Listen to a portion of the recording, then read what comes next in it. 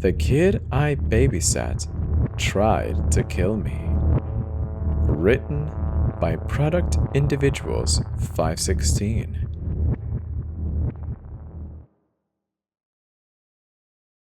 I knocked on the door of the Miller's house at 6 o'clock sharp like I always do on Saturday nights. My babysitting routine has been nothing but a success for the past 3 years, and the Millers have been nothing but wonderful. Loving family with well-behaved kids, Ava and Holden, ages 5 and 2. They have become like my own children. Their sweet, spunky personalities keep me entertained.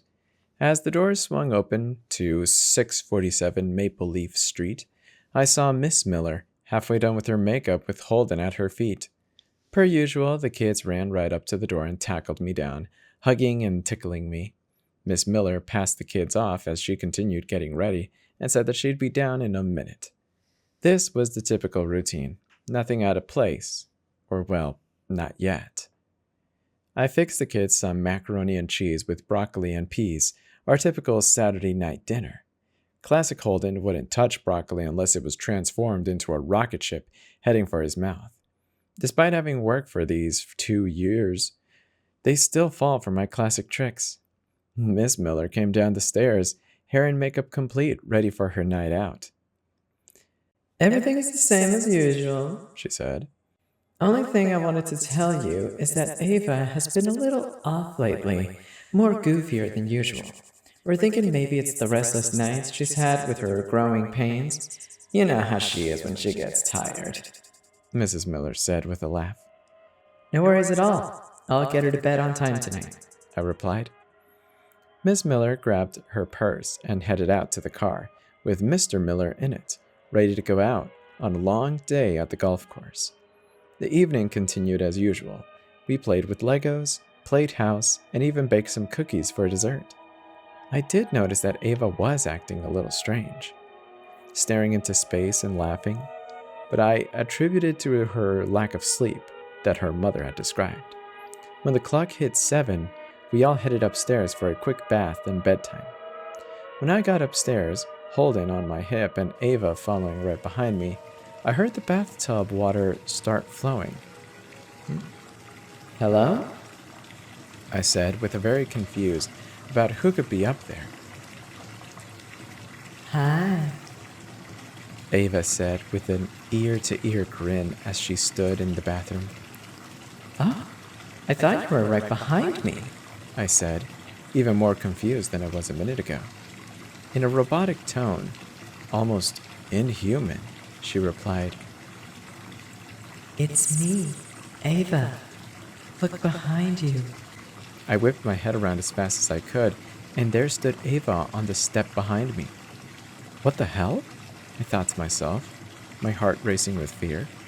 I couldn't show terror to the kids, so I kept myself calm and brushed it off as a silly little trick that she played on me.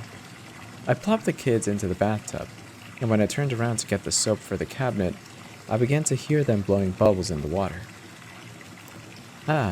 Everything is fine. We're back to our typical Saturday night routine, I thought to myself. The kids always competed to see who could make the biggest bubbles in the tub. With the soap in hand, I turned around to see Ava holding Holden's head underwater. The sound was not joyous bubble blowing. Instead, it was the sound of a 2-year-old drowning. Look, Ava said in a robotic voice. I'm letting Holden win the bubble blowing contest tonight. But since he's dying, that means I'll win the contest every other night. She let out a laugh and immediately went back to her deadpan face in the span of a second. I scurried over to pull Ava's hands off of Holden's head, but when I touched the water, I noticed it was scalding hot. I turned up the temperature to burn his skin. Aren't I so smart? Ava continued. My face immediately flushed. I sunk my hands into the water despite the temperature to pull out Holden. His entire body as well in my hands were blistered with third-degree burns, and the poor kid was blue. I immediately began CPR and told Ava to get my phone. I looked up to the tub when she gave me no response, and then she was nowhere to be seen. It's not my main issue right now, I thought to myself, I need to get this baby back to life. I continued doing CPR as best as I could. I ran with Holden down the stairs to get my phone. On the kitchen countertop was Ava, but she didn't look like she had before. Her skin looked like she had been melted, like the way queso looked on a tortilla chip. Her eyes had changed from a light blue to a black, and teeth had become pointed. She held my phone in her hand and said, The only way you'll get this back is if you let me take a bite out of you. Her grin showcased her pointy sharp teeth and her bulging black eyes. I had already lost the Ava that I knew. I wouldn't let myself lose Holden too. I handed Ava my arm, and her drool immediately started oozing out of the sides of her mouth. Ava Miller? I said, trying to hold the quiver in my voice. Take a bite out of my arm now and hand me that phone. Your brother is dying. Ava's teeth neared the flesh of mine as she sniffed out the juiciest bite that she could find. I was still trying to give Holden CPR with one hand, the color having slowly returned to his burned blue body. I felt her dagger-like teeth slowly pierce my arm, one stab at a time, like millions of wasps stinging me. Hot blood was running down my left arm, and my right was still working furiously on pressing on Holden's sternum. The sound of her little teeth impaling my flesh reminded me of ripping into a nice bite of steak. She finally chomped onto my arm, pulling an inch-wide circle of flesh right off. The pain was indescribable. I screamed in pain as my eyes went dark, but I forced myself to stay awake for Holden. As calm as I could be, I sternly said, Give me my phone now. Her mouth was full of flesh and tissue, blood dripping down its sides. She slowly grabbed my phone with her left hand and rubbed the blood off of her chin with her right. She transferred the phone into my right hand, smearing blood all over it, still maintaining her doll-like grimace. I dialed 911 as soon as she handed me the phone, and it began to ring. Holden was gasping for air. Tears involuntarily rolled down my cheeks, and I was beyond relieved to have one of the kids back. I also started feeling immense pain from the lack of skin on my arm.